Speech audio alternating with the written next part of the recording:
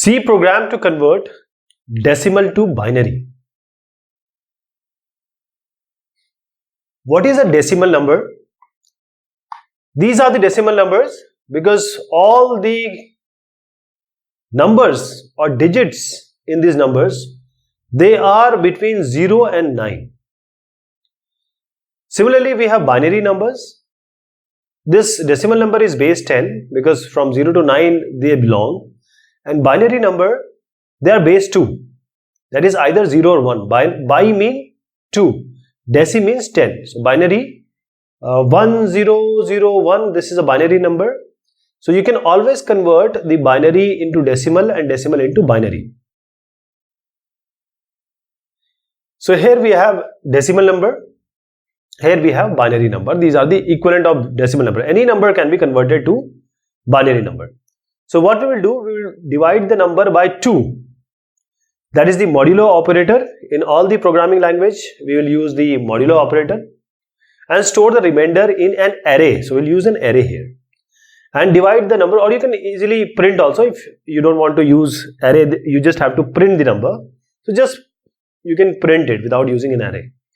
Divide the number by 2, that is, we'll use the division operator, and we'll do these steps again and again till the number is 0. Now let me take an example. This is the program, and if you are in C or C++, whatever you have to add, you just need to add depending upon your compiler. Then you have a main function. I'll discuss this. The system.clearScreen is simply for clearing the screen or clearing the screen. This hash include stdlib.h is included for this only. First is we need to enter the number to be converted. We need to enter the number to be converted. So for that we scanf, and this is the n. So we have a variable n here to input the number. Now we'll start with 0, go up to till the time the n is greater than 0. If n becomes less than 0, we stop. So what we will do, this is 23. First we will take the modulo, that is the remainder. So let us divide this by 2 and take the remainder. 2 to 11. So 1 will be the remainder. AI, so this starts from 0. So we have A0. This is the array we are using. So we have initialized an array as A10. You can give any number here, A100, A50 like this. So A0 will have 1 now. Now we will divide this number by 2. So 23 divided by 2, what do you get? 11. So now next we will deal with this one, this 11. When the loop goes again. Again we will divide it by 2 or take the modulo. So what is the modulo? 2 5s are. 2 5s are 10. 1 will be the remainder. So A1 will have now this 1. Again, this n equal to n by 2, so 5 will come. Again, we go back again. 2 2s are 4. 2 2s are 4. 1 is the remainder. So A2 will have 1. Now again divide it by 2, so 2 will come.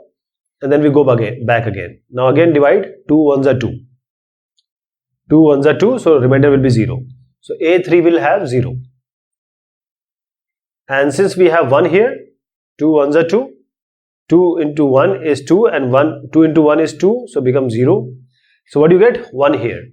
That is, let me show you like this, 23. 2 11s are. So what do you get? 11, this 1 as the remainder. So 2 5s are 10. 1 remainder. 2 2s are 4. 1 remainder. 2 1s are 2. 0. So now we go like this. So A3 has 0. This one is A3. So A4 is 1. This is A4, A3, A2, A1, A0. Now we have to print it or keep it in the opposite sense, opposite way. So we have to start with A4 and then print it up till A0. So we have to print array, but we have to start with I equal to I minus 1. Why? Because this I, we don't know how much we have reached, but we indeed know that I has reached where. This I will tell us that how many times this loop has run, and that exactly what we are going to use here. But we will not use, because I will have the value of 5, but this is up to 0 to 4, but the actual numbers are 5, but these are the array values. The subscript will start from 0 only. So we have to subtract it so that we start with A4. So we have to make it 4. That is why I minus 1 is there. So we start with I equal to 4. I greater than equal to 0. That means till the time we come here. And I minus minus. Then we print the values in the opposite order. So the value will be printed 10111, which is indeed the binary equivalent of 23 which we gave here. So this is the program.